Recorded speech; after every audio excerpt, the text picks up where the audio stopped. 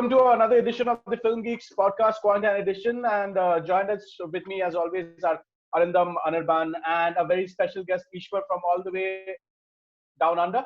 How are you doing, Ishwar, and how's everything going? Not bad, not bad. Surviving the lockdown. If there's ever a next generation, I can tell my kids I lived through an apocalypse. Yeah, that's the entire idea, isn't it? I mean, we've read about these things. We've actually seen them in movies, but to actually live them, it's not a lot of fun. You know, all of It this is. talk about surviving a zombie apocalypse and all of that. Yeah. It's not a great place to find yourself in. So before we get on, we are planning to review a couple of films. One being The Gentleman, and one being Underwater. The two completely different films, and both came out on VOD this week. So before we get into that, let's start with Arindam. What have you been watching? Has your lockdown experience been so far?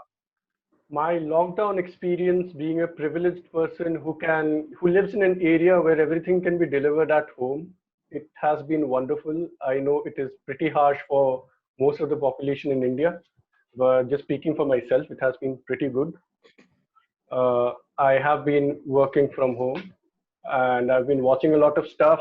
I've been jamming, I've been practicing a lot of stuff. Hopefully I'll put out some videos soon, record and put out some videos soon. When it comes to movies, I have watched quite a lot of stuff. I think one movie that I would like to talk about, I'm pretty sure none of you have watched it. Have you watched this movie called Bacurau? It's a Brazilian movie. I have, but I watched it like a while back, and I was pretty drunk, so I remember parts of it. Okay, so Bacurau has a plot which I'm not really sure if it can be described. Like, it needs to be experienced.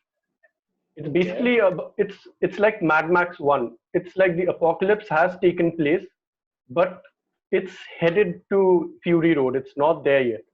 So everything is in place for an apocalypse to come. The shortage of water, etc., etc.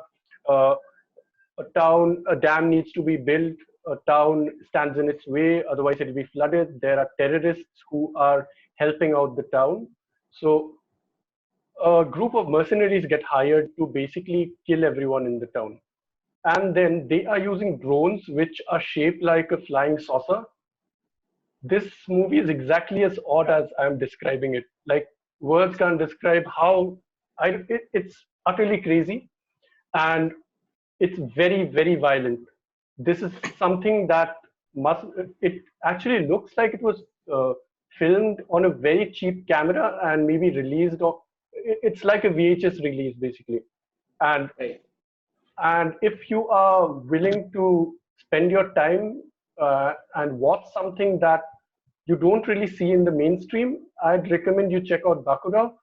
I know your mileage may vary because it is a weird movie and you might end up hating it, or it might just be your favorite thing. So I wouldn't recommend it, but if you want to check out something weird, Bacurau is the way to go. Also, I've been watching some shows. I guess Ishwar and I are the only ones who follow Curb Your Enthusiasm. It has wrapped up. It's hopefully fine. I'm not really sure if it is the final season, but they haven't confirmed it yet. So they said Larry can come back and do it whenever he wants. But they are old, man. Remember when was the last season? Yeah, and one of the main characters. Right, and one of the main characters has already died, the late, great Bob Einstein. Really missed Marty Funkhauser this season. Vince Vaughn was roped in to play his nephew, brother. Or was it brother? Yeah, okay. I think his brother, yeah. Yeah, so, Curb Your Enthusiasm is a show in which there need to be characters. Unless they are eccentric and over the top, they don't really work. I think I've spoken to you, Ishwar, about that I don't really feel, that vibe coming off from Vince Vaughn. I mean, he was funny, but he wasn't that character like all the other friends of maybe his cousin from New York would have filled in that part. But I know they are busy guys too. They are like comedy legends. Maybe they couldn't just find the time. It was funny to see the cameos. I thought it was hilarious. At the same time, the Spite Store subplot was brilliant. I mean, I did not expect to see Mila Kunis come out of nowhere and say, "Hi, I've just opened a Spite Store and I can't do anything here." Yeah. And And I yeah, and as for Bob, like you said, Funkhauser was the life of the show. I mean, in season 7, which was Seinfeld, he absolutely nailed that episode where he and Seinfeld have like conversations. I yeah, really missed him in this season, and Vince Vaughn just didn't do it for me. I expected so much from the guy given his creed or whatever, but he just came, he just said some lines and then he he left. was Vince Vaughn basically. He was playing Yeah, Vince Vaughn over there. yeah. So that's what I missed. Another show that I've been watching is Dave. Uh, Oh, 5 episodes have come out. There are going to be 6 episodes. It's streaming on Hotstar right now. I mean, it's right, like Silicon Valley. That humor is there, but it's also very crass. right. It's obscene, and also surprisingly, the last episode was so heartfelt. I did not expect that show to. Oh, I didn't expect that show to deliver such warmth, and the characters that they were right, just basically throwaway characters, and I'll see that character in a totally new light if I go back and watch it again, because stuff is revealed about a certain character that you just you just didn't think that something written for a tertiary character would be so right. important I for know. the entire plot. So things have changed the entire dynamics for the characters. Andrew Right. Santino, who plays the ginger manager, is another surprise. I didn't really like him in the other shows that he had done, but this is probably the favorite thing that he has been in that I've seen.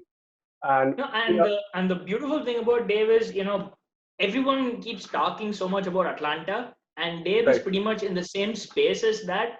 exactly. But Dave's kind of become a show in its own right, like it's its own beast, and the writing is fantastic. And Dicky or Dave is just a natural. I did not know he'd be this good in a sitcom. I mean, sure, he does parody numbers, he does a lot of stuff, but he's a natural. He's just playing himself, and he's really, really good at it. You know what's the best thing about it? I did not know that Little Dicky, that character, actually existed. Right. I thought this was just Okay. a run-of-the-mill show. And then Okay. Ishwar says that, wow, is that Little Dicky? I thought, well, okay, let me just Google who Little Dicky. And I found out this entire subculture that exists with Little Dicky involved. So that was a good, Right. surprise in a really good way. And that is one show that I highly recommend. So, Anil, what about you? How have you been spending your lockdown? So a lot of it has been to catch up on stuff that I haven't watched. So I decided that Blockbuster not rewatch because I haven't watched them before. But I missed a lot of blockbusters, probably because they were not good movies. So I watched a couple of stuff. I watched Rambo finally, uh, which, yeah, that reaction itself is just what the whole movie is. It just something that should not have been made. It was made, and then they didn't go ahead, and it's like they, even the makers and even Stallone is now roped into the whole legend that is Rambo, and then they want to make a movie around it that just encapsulates and represents that whole idea. But the thing is that Rambo didn't start out that way. If you look at First Blood, it's not really a Rambo movie. It's not. Rambo becomes Rambo from the second movie onwards. Rambo is just a normal vet coming back home, suffering from PTSD and all that. That's why it was a great movie. And I mean, I'm not saying Rambo versus the other Rambos weren't great movies, but Rambo, the legend of Rambo didn't become so prominent in the first movie. And now it's so much that everything just revolves around that whole thing, and they have to show that whole thing in a way that justifies the whole thing, and it just doesn't succeed. Then I watched a few other stuff. I watched It Part 2, Chapter 2, which again wasn't that great, but it's okay if you want to watch it. Obviously, if people want to watch it, and yeah, you can watch it. There's some good jump scares there, and that's what you want from a horror movie at the end of the day, good jump scares. But if you're looking for something truly that follows up from the first movie and justifies what had happened, I mean, it deviates it a little bit. But one thing I'll say that the characters who play the grown up children do actually, the casting choices are great, and we have talked about this before in our previous podcast, whenever it was, and the casting choices have been great. Also watch Jumanji. Avoid a hot piling piece of shit. Avoid at all costs. That's one thing. The It one was a thing that good I family watched, flick. Yeah. the original Jumanji, I would agree with you. This one, no. I mean, Danny DeVito is miscast. He's great fun. I love him in It's Always Sunny, but not in this. I thought, I'll you say, know, who was really good in it? Kevin Hart, because he wasn't playing Kevin Hart for the first time. Him imitating, Danny Glover was one of the best things that I've ever seen him do. It was I so mean, effortless. this, yeah, Kevin Hart is a great guy, man. If he's got this very spunky energy, and if you can get used to it, he will tickle your bones, But if you find that kind of comedy irritating, oh, it's not going to run, man. It just doesn't. And I think Kevin Hart is one of those people who just split the whole audience in two halves. One who gets really irritated by his really very, very high octane energy, and the others who just love it. I am not sure which part I fall into, because some movies really do justify that thing where he's going for it, all the road.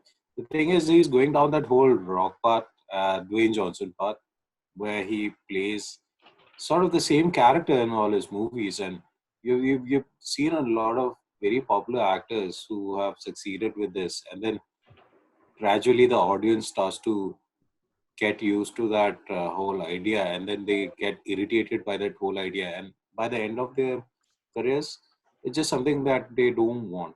Well, not the end of the careers, but the end of this phase, and then there'll be a lull, and then there'll be a revival, because that's how it happens. That's how it has been for most of the actors who are stuck in that whole one character route. uh, I try to watch Doolittle, a bit of Doolittle. Uh, Again, I think you should avoid at all costs. I fell asleep while trying to watch it, so I would not. I'll go back and watch it and see if it is consistent, or if it becomes better by the end of it. Didn't seem like it. It just Robert Downey Jr. is not making good choices after the MCU. I've heard talks that he might be in Black Widow. conversation to join. Yeah. He is in Black Widow, right? Yes. I think they want to bring him yes. back or something like that. Yeah, that's what I've heard. There are talks that are ongoing. I'm not sure on what level Man, he will appear. I wouldn't really mind if Black Widow gets a release on maybe Disney Plus or something. Yeah. That's one movie that they could risk, but again, the optics wouldn't be great on that, because they'll say that's their first female, no, after Captain Marvel. But Black Widow deserves the big screen treatment. And if they release it right after the theaters maybe, open up and everything, I think it would be a good business decision, because people will want to flock to theaters after such a long lockdown, because public And health be is damned. isn't Eternals coming out at the end of the year? I mean, if they release two Marvel movies back to back. Not anymore. I don't think so. I think It's only the been ones pushed to which have next year. only the ones that have wrapped up production have a chance, because editors, and also maybe the Mandalorian is on track to release in October maybe. But let's see. We don't know anything. This is just us speculating. So Okay. everything could be pushed around, and maybe even the Oscars might be cancelled, because a substantial portion of the year those releases are Right. just not there anymore. Abhishek. Ishwar, what have you been watching? To be fair, I haven't watched a lot. I did catch up on some TV shows. I watched the latest season of On My Block. It's this Netflix slice of comedy coming of age series. I recently caught season 4. It was actually not that bad. It didn't feel as good as the previous seasons. Some of the characters are likable. Some of them come off as caricatures. The music is really nice. I would say watch, at your own risk. You might end up liking it, or you might end up hating it. It could go either way. But if you go in with zero expectations, you might, enjoy watching it. And of course, I watched The Gentleman and The Way Back, which we'll talk about a little later. And like Arundam said, I've been watching Dave and Curb Your Enthusiasm. The season of Curb has been a lot of hit and miss for me. simply because I've grown to love Curb over the last 8 or 9 seasons. So season 10 started off great. We got a lot of weird expressions, weird Larry David expressions. That's a signature of him, like siren abuser and stuff like that. But there have been episodes where you can find a very noticeable lag, like the quality is dipped ever so slightly. But there is one episode in this season that has John Hamm, and it is by far one of the best Curb Your Enthusiasm episodes I've ever seen. John Hamm plays a guy who's supposed to play Larry David. So there are two Larry Davids in that episode, and they're both just as insufferable. So that was actually fantastic. And I also, like I said, have been loving Dave ever since I watched it. It's brilliant. And, if you compare this to Atlanta, it will not do the show justice. And the fact that they're able to, bring in actual rappers like YG, Young Thug, Trippie Redd, all of these guys, it's always nice to see Dave exist in a world of its own. And yeah, I really enjoyed this show. And it was actually a surprise to find that Dicky had gotten his own show. Dicky of all people. I mean, I know him as the guy who made weird parody videos like Professional Rapper with Snoop Dogg and stuff. And then I saw him make Chris Brown, him and Chris Brown, this video called Freaky Friday. And it was brilliant. I didn't know this guy was that creative. And this show has been everything. I also managed to catch up a movie that I haven't been able to watch for a long time. My parents also wanted to watch it. It's this Telugu movie called Care of Kancharapalam. I watched it last night. I would recommend this movie to anybody who's got Netflix. It's beautiful, it's heartwarming, it's heartbreaking. It's by far the best Telugu movie I've seen in the last 10 years. And it's very art housey, very slice of life off-road cinema, but I recommend it to anyone who's watching it. It's beautiful.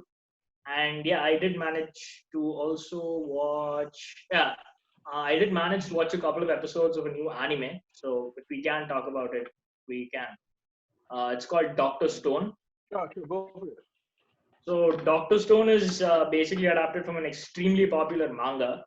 And it's again, weirdly enough, set in an apocalypse. So the entire world gets turned to stone, like humankind turns into stone. And the hero, the protagonist, he's this guy called Senku. He also gets turned to stone, and suddenly the stone crumbles off him, and he wakes up 3,000 years later in an apocalyptic world where people have just, turned to Are you just describing Futurama? No, weirdly enough, there's no technology. That's the weird part. So Futurama has like technology. I have like idiots like Bender running around. But here, this guy uses science to sort of bring back civilization.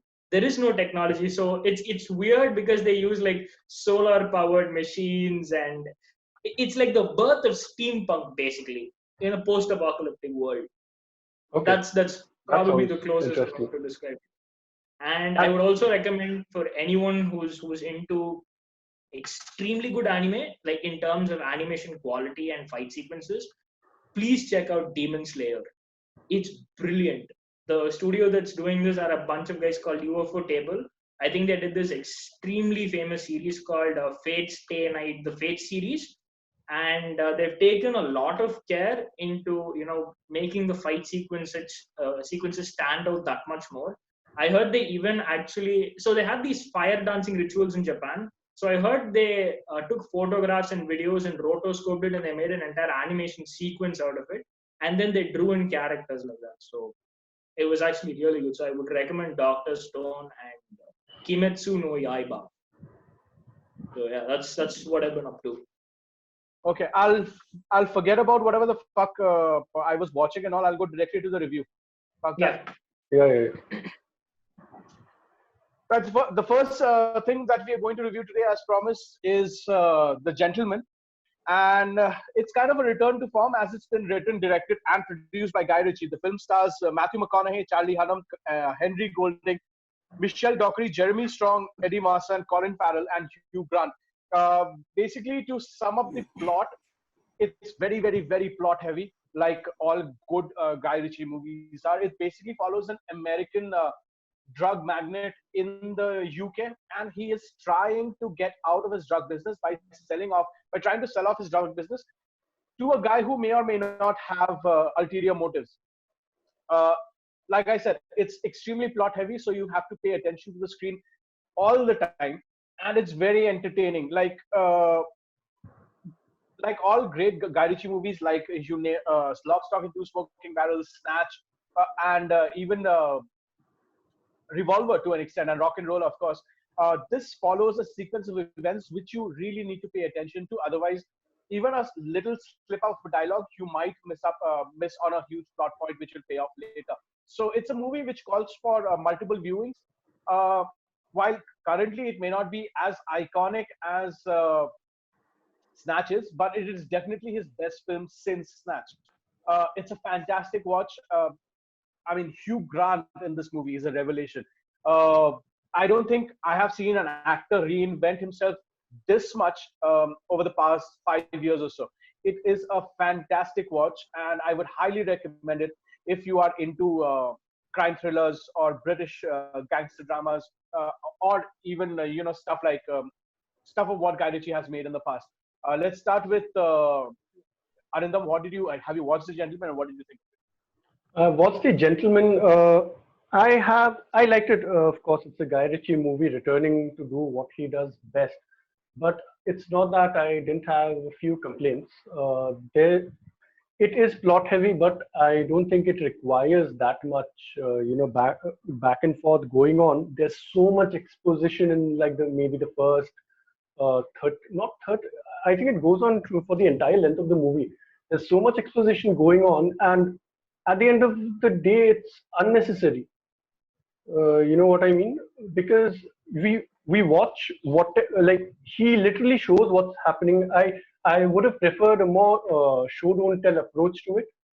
Although I just loved Hugh Grant playing such a sleazy role. We don't see him do stuff like that more often, and I'd love to see him do something like that again in the future.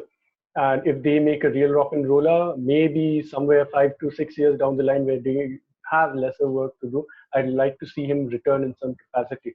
That being said, I also found that it was sort of autobiographical in nature. I say that because after the Joe Rogan podcast, you got a little more insight into what Guy Ritchie thinks and how he carries off himself, with the suits and everything. And, when you were watching that movie, it was autobiographical in the sense that, whoever the old guard was, he was showing that, he didn't lose touch.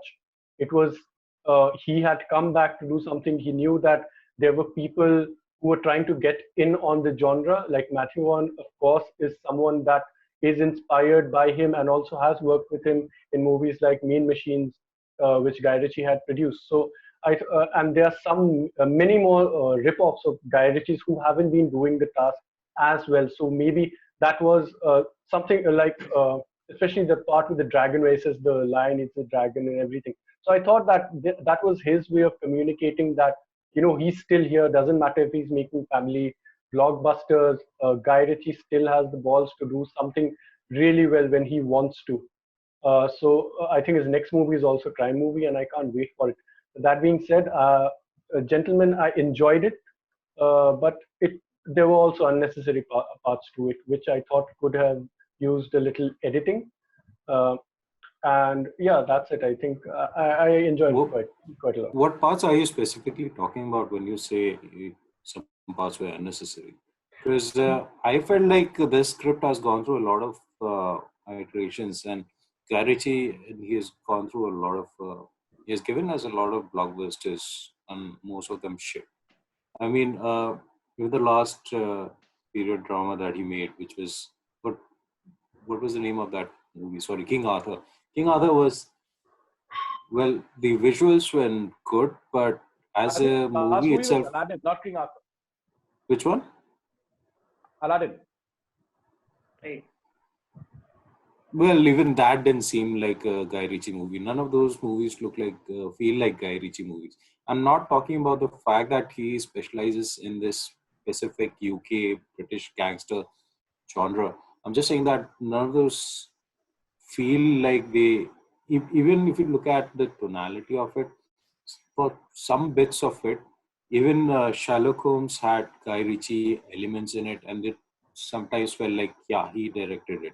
But in some of the movies that he has done in recent years doesn't feel like that. But this is one that I really Yeah, like because because actually it he's felt like making it. those movies for Disney. Yeah, because he's making those movies for Disney, and you know Ye- how what an iron grip Disney has over their product. They have to look Sure. a specific way. They have to play out a specific way. So obviously, he can't put in his fundamentalities into any of these films. So those No, films he just can't. need But to so be what you're attached to saying them. is that they are a paycheck for him. That's what you're surmising Yes, from this.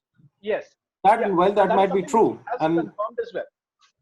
yeah, which is fair enough. I'm saying is that I like this movie because it felt like a Guy Ritchie movie, and all of you Yeah, agree with me on that one. That's why we love it. And the fact about Guy Ritchie movies is he doesn't actually give you all of that.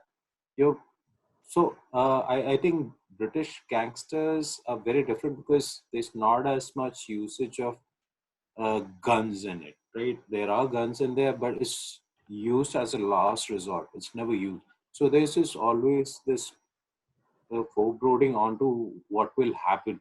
Even in this movie, there's only two instances where I felt like the guns were actually used. One was, well, spoiler alert for those. One was in the middle when uh, Annam goes on to sort of just intimidate the young Yeah. boys, and in the last scene where uh, he there's a shootout well, basically. let's go. It yeah, you can't call it a shootout as such. But the use of gun violence is so minimalistic that every time you keep waiting for something like that for the other shoe to drop, and that's what he's good at. Building that sense of foreboding, and not just that, he builds up the whole thing in a way that you actually don't know what's going to happen next. Although in this case, I didn't think he played that card perfectly. I agree with you on that one, Arindam. But I don't know what scenes you think were unnecessary. That's what my main question is. What scenes do you think were unnecessary in this? Unnecessary in the sort of the conversation that they have first, the exposition that they have. I think it could be done just by visuals. I like the aspect in which there was that false narrative and the unreliable narrative portion of it, but I felt it was dragged out for too long or maybe overused in a way. So those parts felt a little unnecessary to me because they established once that it could have been done, and also uh, they show that okay, no, that is not what actually happened. This is what happened. So maybe if they had some portions of it in which we weren't really sure if that happened for real or not, I think that could have been a little better because the use of that technique was overdone over here, in my opinion. You're talking What did about that Ishwar make of scene the where, gentleman? yeah, I mean, I just want to ask if Arindam was talking about that scene where they're in the restaurant and Dry Eye and Matthew McConaughey are talking for the first time. Is that the scene you're Right, referring to? right. They do that again a little later as well in a similar sequence. So I thought that was over, and maybe in a TV show it would have worked, but in a movie in which you just have 2.5 hours to show your story, those feel really close to each other. No, but that makes sense, right? Given that Hugh Grant is the unreliable narrator. It does, but I felt that that technique was overused in such a short span Okay, of time. If you do it again and again, like juxtapose again, like one after the other, uh, right. I it feels repetitive, which a Guy Ritchie movie shouldn't ideally. Do you No, think I it would think have you know worked? what it kind of makes sense because you have to look at it from the perspective of the ending, where Right. they actually have Miramax there, a Hmm. Miramax Oh, executive, and this is a Miramax film, right, right, I right. which was is very surprised to meta see to that. start with, and Yeah, he's trying to sell a script. He's trying yeah, to sell this entire story as a script. So that right, way, it completely makes sense. So because right, it's very self-aware of the tropes within the movie, what it's using, right, the false narratives, the unreliable narrator, and this guy talking so much because he just loves the sound of his own voice hmm, and is droning on and on and on about very specific details which would make no sense to an outsider, right, right? So those things, if you consider those things that he's trying to sell that script to someone, then it makes sense. Anyway, Ishwar, right. you were saying. Yeah, so my dad is a huge fan of biopics. Okay, he'll watch any biopic because he likes being motivated and stuff like that. So I was like, let's watch something different. So we started watching The Gentleman. At first, my dad wasn't really into it, but by the end of the movie, he thoroughly loved it, as did I. The casting choices were brilliant. And okay, so I have to talk in particular about Henry Golding, because usually we're used to seeing him as one of those suave, debonair, refined types, and to see him as like the sleazy Chinese or Asian gangster on the streets of London was fantastic, and he was really, really good. I think I have a one slight grouse, which is Michelle Dockery. So the thing is, I've actually watched her a lot on Downton Abbey. Yes, I watched Downton Abbey. So she Great, plays man. like this yeah. So it's like she plays like this extremely refined, duchess or lady or whatever title she's got. But to see her with a Cockney accent, I'm not sure it felt really natural. I don't think it was just there. But whatever said and done, she did a fantastic job. Hugh Grant, I've actually seen one decent performance of his in the past, which was Cloud Atlas. I think he played a couple of sleazy characters in that flick as well. I really liked seeing him, back perform in a movie like The Gentleman. And like you guys said, yes, it is plot heavy. But at the same time, if you sit there and give it your time and give it your attention, the movie is just extremely rewarding. So yeah, that's my. So, and Guy Ritchie does this, right? He takes these out of left field casting choices and completely Right. reinvents them. The first one which comes to mind is Brad Pitt. Yeah. Brad Pitt in Snatch. There is literally not a sentence which you can understand. However, it is also immensely quotable. If you know Right. Snatch, you know exactly what I'm talking about. Yeah. I don't know if this movie will be as quotable as Snatch or even Lock, Stock, and Two Smoking Barrels will be. But again, we've just watched it once, and probably it may or may not achieve the cult status that these two now legendary films have. But it's always good to have someone of the lineage and of the pedigree of someone like a Guy Ritchie making movies which he is very, very adept at making. And speaking about uh, adept filmmaking, let's talk about a movie which may or may not qualify. Let's talk about Underwater. Okay. Now, Underwater is a movie which released in January, and it's a movie. It was like kind of like a pariah because this movie was made in 2017 by Fox, and of course, after the Disney takeover, they didn't know what to do with this movie, so they just dumped it in the graveyard of films, which is the January schedule. And I have some feelings about the movie, but let's go on to the details. Basically, it's directed by William Eubank, and it's written by Brian Duffield and Adam Koza. The film stars Kirsten Stewart, Vincent Cassel, Jessica Henwick, John Gallagher Jr., Mamadou Athie, and T.J. Miller. It follows a group of scientists who awaken something 7 feet below the ocean surface. 7 feet? 67 miles. I'm sorry? 67 miles. Okay. 67 miles under the ocean surface. Now, there are going to be some spoilers here because the entire point of talking about, you can't talk about this movie without spoilers. So if you haven't watched this movie, you can skip to the end. We will put out a timestamp. Adil, if you're listening, put out a timestamp to the end where the review ends. Now, straight up spoiler, the entire movie is not that great. It's something which we have seen done better in multiple different movies. However, the last 10 minutes, something happens which I personally have never seen done on the screen, because it makes an appearance of a mythical creature. A creature for all nerds is like the greatest monster who has ever lived in the books, and that's Cthulhu. And basically, that it's a Lovecraftian film, and it's been confirmed by William Eubank in subsequent interviews that it is a backdoor entry, if you may say, to the Cthulhu universe. Let's start with you, Ishwar. How do you find Underwater, and did you actually enjoy the film? Okay, I have to be honest here. I haven't watched it, so I will stay out. I will abstain. Yeah, I think I'm the only one who has watched it among Anil and Ishwar, and of course, you have watched it. So I feel a little differently because I agree this is not the most original of movies. We have seen this done multiple times. We have seen this done, like this isn't original. Even the portion with the reveal of the Cthulhu monster. Wait, there are some monsters who are maybe human sized, maybe a little larger, and who attack They're humans they're throughout the the. deep ones. Yeah, so this happens throughout the movie. Another movie where we've seen something like this done before, where it's revealed to them being just sort of parasites to the actual monster which exists. Cloverfield has done it already. Right. So this is just Cloverfield underwater, but here is where I thought it was great. The how they shot it. It is an extremely low budget film. I did not see the trailer. I did not know who the cast members were. I thought majority of the money was spent hiring those actors because they are legitimately great actors over there. The performances are great. I thought just the amount of stuff that they had to do in such a short span of time. It's literally an hour and 25 minutes. That's it.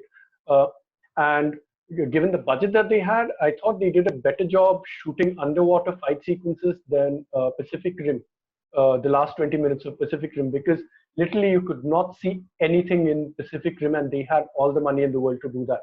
This movie did not have anything, and you could feel that they were underwater. Of course, there's a little physics involved there, which I do not think it would be so smooth, because they literally showed that they were in the Mariana Trench. So I do not think that it would have been that smooth. But physics aside, as a creature feature, you were constantly looking over the character's shoulders if you could spot anything, because there's just a flashlight, and it's complete darkness. And wherever the flashlight follows, you can just see legs or something else that's moving, but you don't really get to see what it is. So I thought that sense of dread was really well done. The last time I felt something like this, it was while watching The Descent. That is why I compared it to that. Right. And also Life, in which the characters were given their due share. It was not just, okay, over here, though, there's a very strange trope in which a black guy gets killed first.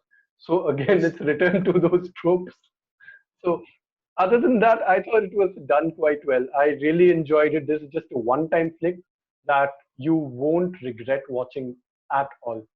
I really enjoyed it, and the execution is what mattered. It is not the most original movie in the world, but I highly recommend it. Abhishek. Right. See, the thing is, the first 1 hour, 10 minutes of the movie was, I honestly felt it was very generic. I saw the creatures, and I did not think that they were going to do Cthulhu. I I thought there was a generic Cloverfield type of stuff which is happening, but I honestly did not think that they would go the direction that they did. However, the first 1 hour 10 minutes it's very generic. You know exactly what is going to happen, and I disagree with you in one point about the shooting bit underwater. There's a lot of stuff which you can't make out, especially Right. with the scenes with Vincent Cassel. I don't really know what the fuck was going on. I watched it in my TV. Uh, I couldn't make shit out. Then I decided to watch it on my tab. Even then, it was the same. I could not make shit out, and it's a little difficult, and it's a little disorienting that way. However, once you get past that, the reveal is where the money is, and this is one of the other movies which I will, just that last 10 minute scene is something which I will watch on YouTube uh, constantly, because I love Cthulhu as a character. It's immense, and the way they have done it is fantastic. I never thought with the wings and shit. So I never thought like I would get to watch Cthulhu in on a TV screen, and that too in a very low budget film. So that for me was insane, and I actually lost my mind. I finished the movie at around about 3 o'clock in the morning, and I absolutely lost my mind when I saw Cthulhu. It was like complete nerdgasm. Though I heard the word, I hate the word, but it is what it is. So I'm not really sure if whether we will get to see more from this universe. I don't know if we'll get to see any of these, the older gods from the H.P. Lovecraft universe.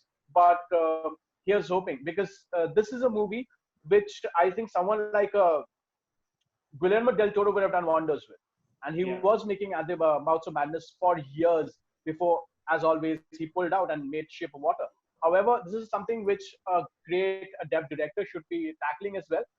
So here's hoping that people actually, you know, the powers that be. I don't know if Fox will be attached to it anymore. Disney definitely won't have the balls to do something like this.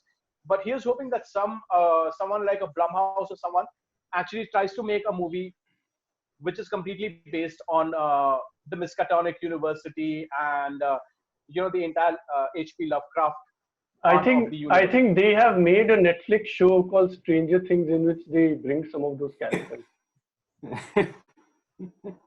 That is not like Lovecraft, because Lovecraft deals basically with madness, right? And this is one gripe, one small little gripe which I have is, as soon as you see Cthulhu, the first thing is, and this is what Metallica has taught me, as soon as you see Cthulhu, you lose your mind. That's literally what the thing that should not be. Messenger of Dark Deception, or whatever. So the thing is, as soon as you see Cthulhu, you lose your mind. You become one of the mindless ones, if I may take the word out of the Marvel comics. But yeah, that's basically how it should work. But obviously, they have taken some artistic licenses on that. Is Stranger Things a Lovecraftian show? Maybe. I don't know. What? Uh, I don't think so. I don't think so. I think it has enough elements to distinguish itself apart from a Lovecraftian. It's a good creature feature, but yeah, apart from that, and not many people think it's a creature feature. They don't. They can think it's It's it's a a lot kid of show. things. It's You a lot can't of just put it things. in. True. Yeah, you can't put it in a box. So actually, if you think about it, uh, this is for Abhishek more than anybody else. So Abhishek, if you play video games, well, I don't think you do, but there is a game out there which does Cthulhu really, really well, and it Yes. was released a That is few years back. the drowning city, the sinking city. The Sinking City, yes, it's Yeah. fantastic. It's fantastic. I played the game once, and I really thought they did horror really well.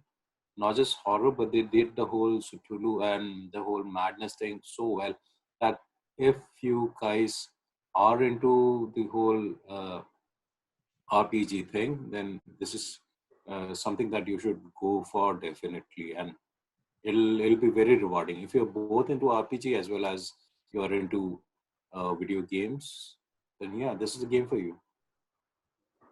Okay. Does anyone else think that Stranger Things is just E.T. and Akira in a different setting? Or that trope, anyways? Akira, I'm not so sure, but yeah, like Shreya in the comments mentioned, it's a Stephen King show more than anything else. Okay. That I definitely agree with. Yeah, it's true. No, it's weird because you have like a telepathic wonder kid who's been taken to safety by some kids, basically, which is basically what Akira is, weirdly enough. Right. It has the military involved as well. Like Yeah. I said, like you can't just put it in a box. It takes inspiration from everything. Everything, yeah.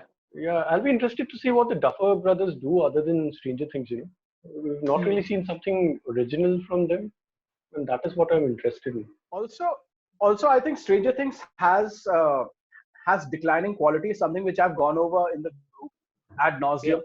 Season 1 is perfect. Season 2 is okay. Season 3 was really bad.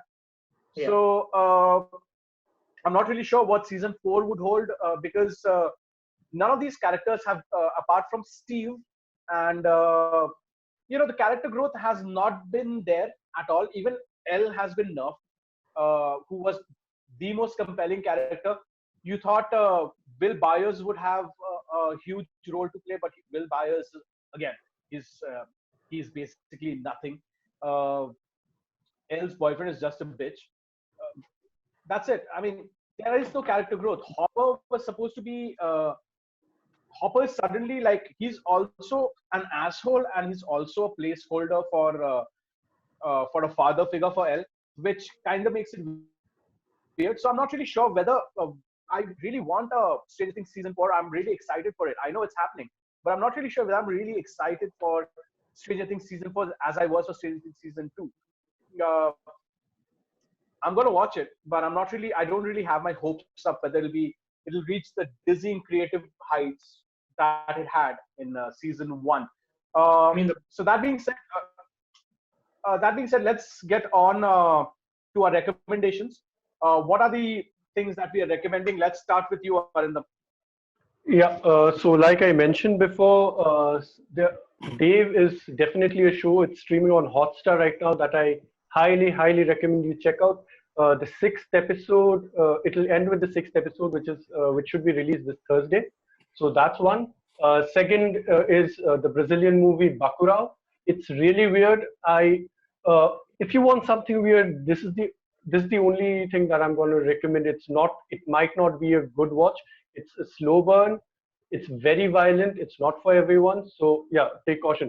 And another movie, which I think, based on our situation regarding lockdowns and everything, I would recommend is Pontypool. It's a zombie. It's a zombie flick in which they don't really show monsters. It's just based in one room. There's a radio host who talks basically and there's a zombie apocalypse happening, and he has a show on. So it's basically about that. There's no violence, they do not show zombies, but it's one of the most compelling zombie apocalypse movies that I've ever seen. So these three are my picks. What about you, Ishwar, quickly? Okay, so given that a lot of us will look at this time to binge a lot of stuff, I'd recommend two amazing anime that are out there. Like I said before, one is Doctor Stone, very relevant to a post-apocalyptic world, sci-fi, your typical shonen Japanese genre. But you will enjoy it because there's a lot of science, there's a lot of heart, and a lot of camaraderie involved. The second one is Kimetsu no Yaiba, Demon Slayer, and I cannot stress this enough. The animation is brilliant. It is eye-popping. The fight sequences are amazing. There's a lot of love between a brother and a sister. It's become very meme-worthy, and people just can't get enough of it and can't wait for the new season to come out. Given that the manga is going to be ending shortly in a couple of chapters, I would also recommend, if you do have the time, to read the manga just to catch up in case you want to wait for the next season. Okay, Anish. Yeah, I'll go ahead and give my recommendations. So there's on Netflix. There's this animated series.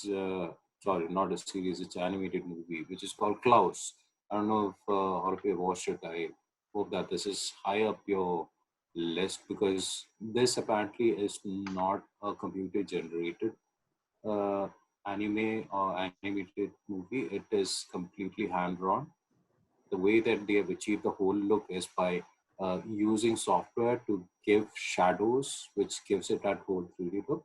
So it was nominated for the Oscars, I think yeah. award season, highly nominated movie, and there's a reason for it. And the story itself is, well, it's average to be at best, but definitely watch it for the work that has gone into it. And it's a beautiful looking movie in all. The other one that I recommend, it's a Seth Rogen movie, which I did not think I would like, and but I did. It is Long Shot, and Oh yeah, while that was good. it's a funny movie, and it gives you what you can expect. It doesn't deliver on all Seth Rogen fronts, but it's still highly enjoyable. The third thing that I would like to recommend is, well, I'm a big fan of Top Gear, so I'm going to recommend something that if you're into Top Gear and if you're done watching all of it, then there's another series which is much more compact and probably uh, similar but in a different way. And they were only 20-30 minute episodes. It's called The Fifth Gear.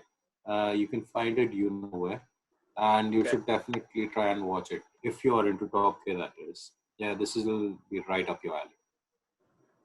Abhishek. Right. So again, as like I have all of this while my recommendations will have a theme. So the first movie which I would recommend is Kick-Ass, directed by Matthew Vaughn. I think it's streaming on Netflix. It was streaming on Netflix. If not, you can find it, where. Justwatch.in. Just type Kick-Ass, see where it's stream from there. So it's basically about this guy who wants to become a superhero and kind of becomes a superhero, then it runs into uh, some gangsters, right, played by Mark Strong, and he is actually taken under the wing by a Batman stand-in that is played by Nicolas Cage. It's wild. It's very funny. and it's one of the truest adaptations of a comic book adaptation that you can find. It's is it better than the comic books? That is for you to judge. Because I personally like the comics and the movie, and I see, I think it's a very good adaptation. So that is something you can check out. It's Kick-Ass, released in 2010, directed by Matthew Vaughn. My second recommendation would be the 2019, one of my favorite films of 2019, Mud Ko Dard Nahi Hota, directed by Vasan Bala. It's streaming on Netflix. It's again, the theme is about this guy, or the story rather, is about this guy who is inspired by martial arts films, and he wants to take down gangsters because he can't feel any pain. So that comes with its own complexities and its own problems of their own. However, this guy, he is so pure and is so wholesome that he believes that he can take down gangsters and fix everything by himself, and that leads to different problems as well. And it has a fantastic performance. One of my favorite acting performances of last year by Gulshan Devaya, who is in a double role, one of a karate master and one of his twin brother. It's just fantastic. And my last recommendation would be a short series on Netflix. It's called I'm Not Okay With This. It stars Sophia Lillis, the actress who was there in It. It's basically an X-Men show. It's basically if Jean Grey was born in a troubled For finding the X-Men, basically. With the power. Yeah. Yeah, it's basically an X-Men show. So check that out. These are sorry, Abhishek, more than that, it's scary, man. Yeah, it's scary too. Especially that ending. Holy shit. Yeah, thank you for ruining that for me, bastards. I haven't watched the end. However, yeah, I more or less thought it was like an X-Men show. Anyway, these are the three shows which I would highly recommend. Go ahead and check them out. And on that note, we will end our quarantine edition, our fourth episode, I think, of the Film Geeks Podcast. The third episode of the Film Geeks Podcast. We shall be, this should come out in the next couple of days. And if you are listening to this when it has come out, we are probably recording another podcast, and we should be coming out on Wednesday. So if you want to be a part of these podcasts, please mention your name in the comment section and we'll get in touch. Thank you for listening. Be safe, wash your hands, don't touch your face. Jai Shri Ram, Bharat Mata Ki Jai, and I will see you guys on the next episode. Thank you very much, Ishwar, for joining in. Be safe, my friend, and I'll see you guys later. Bye-bye. Thank you. See you.